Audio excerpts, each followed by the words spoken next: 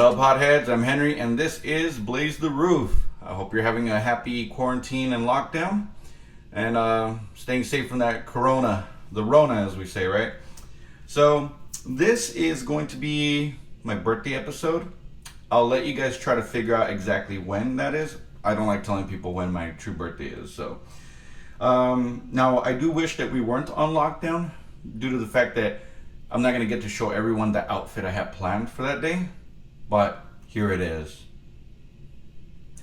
So, I figured this week, since I am of Mexican heritage, that I would do a sauce that is inspired by Mexican flavors. And that sauce is Los Calientes from Heatonist.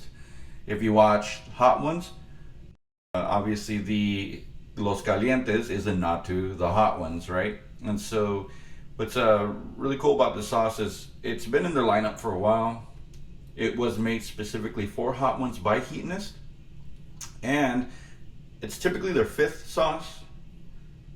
It's usually right in the middle of the pack, so I'm excited to see what this sauce brings. I've had another Heatonist sauce, which was the Last Dab Triple X. This one is obviously not as severe. This is in the last one at 2 million. This is around 36,000 instead, but let's see what this brings, right? So again, Heatonist is out of Brooklyn, specifically with the Williamsburg neighborhood, or as I like to call it, hipster Mecca. We've already been over it before, so I don't want to get into a whole bunch about Brooklyn and people from there. I figure let's just get down to the sauce itself, right? So let's get on with the packaging. So as you see here, the trademark of the Hot Ones is that rooster up at the top with the flames coming out of its beak. It's got a nice little tone to it, right? I mean, it's going from like an aqua or like a sea green down to yellow.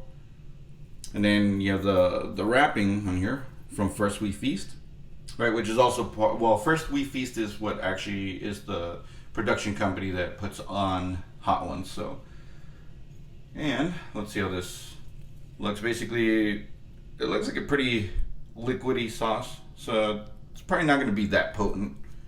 Well, let's see what flavors it brings. So let's now talk about the ingredients themselves, right? So for the ingredients, we have chilies, right? The chiles that they have are green serrano. It's the first serrano hot sauce I've seen. I probably should have picked that as my ingredient, but oh well. Applewood smoked green serrano, orange habanero, right? Apple cider apricot, apple cider vinegar, lemon juice, tomatillo, agave nectar, water, garlic, salt, toasted onion, not just any onion, toasted onion, cumin, culantro, black pepper, celery seed. All right, so there are quite a few interesting ingredients in that. The one I want to talk about is tomatillo. All right, so have you ever seen tomatillo? It basically looks like a green tomato. It is native to Mexico. The Aztecs were the first to harvest this plant. It comes from the Nahuatl word tomato. I can't pronounce this shit. I don't speak Aztec, guys. All right, so it's a very good source of fiber, vitamin C, vitamin K, niacin, potassium, and manganese. Also, really good source of iron, magnesium, phosphorus, and copper. Pennies are also a good source of copper, but they taste like shit, so I would advise you to eat a bunch of pennies. All right, so before we get any further, let's hear from this week's sponsor. If your gente are down with chente, come out to Mariachi, the first all mariachi karaoke bar, with nothing but the best Mexican beers. You'll want to volver, volver, volver. Catch the good coronavirus here. Located in downtown Billings, Montana, voted one of the whitest cities in America.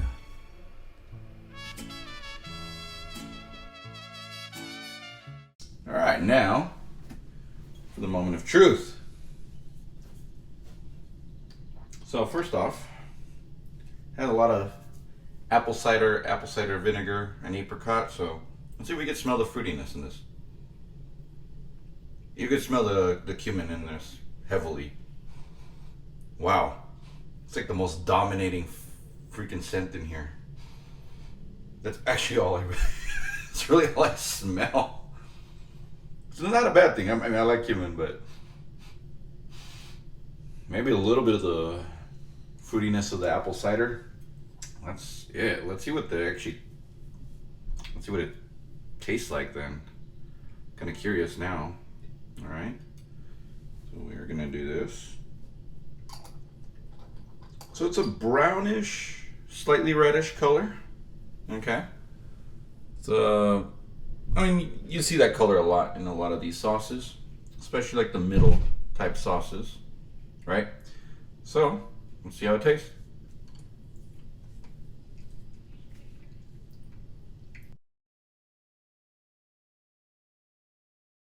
So, so we got here. I feel that, I'm getting very slight burn in the back of the tongue. Not really that bad. It's a very mild, I think it's a pretty mild sauce. It's not even, I don't even think I put it up at a middleweight. Yeah, I thought the Serranos would be a little bit hotter and the habanero. Well, actually, hold on. So habanero seems to be at least coming in a little bit slower.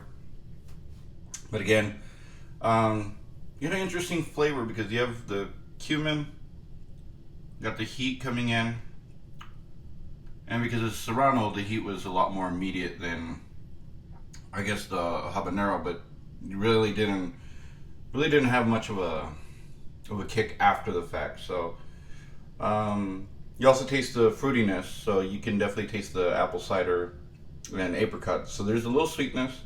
So it's interesting because you get the sweetness and the savoriness of cumin. I don't know about you. Cumin I use in anything for like Indian style dishes, lentils. I also use it in meat, and it's kind of weird putting it with fruit. Not sure how I feel about it. It's a decent sauce. I mean, it's not like the best thing. I mean, I could probably put this on. Yeah, I mean, if I made like some tacos with carne molida, I'd probably put this on there. But again, the sweetness also throws it off a bit. I don't know if I would use this as a regular sauce. It's interesting. I was actually expecting something a little bit more, but I mean, it's a decent sauce, but they've come up with better ones. So, yeah, I mean, I would say this is actually a lightweight sauce. It's not, for being supposedly 36,000, really not much of a kick to it at all. So, yeah, I mean, I think most people can enjoy this fairly easily, even if your palate is not used to that much of heat. I think you could still enjoy the sauce. I'm just having a hard time like figuring out where I would put it on. I don't know. It's a weird sauce.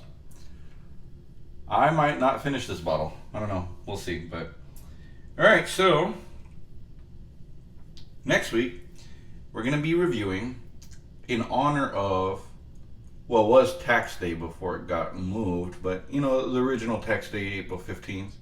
The following show will air on the 10th. So the idea was to celebrate tax day and then also Easter, right?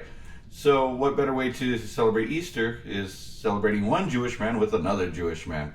We are going to be reviewing Tango's Feel the Burn sauce, inspired by the presidential run of Bernie Sanders in 2016 and again in 2020. I've actually spoken with the owner of Tango via email, but still, nonetheless, he gave me his story, and it's very cool. So, look forward to seeing that. Or to sharing that with y'all. So again, guys, be safe, right? Practice social distancing. If just again, this is serious enough. So be safe out there. Again, I'm Henry, and remember, spice up your life, but practice social distancing. Take care.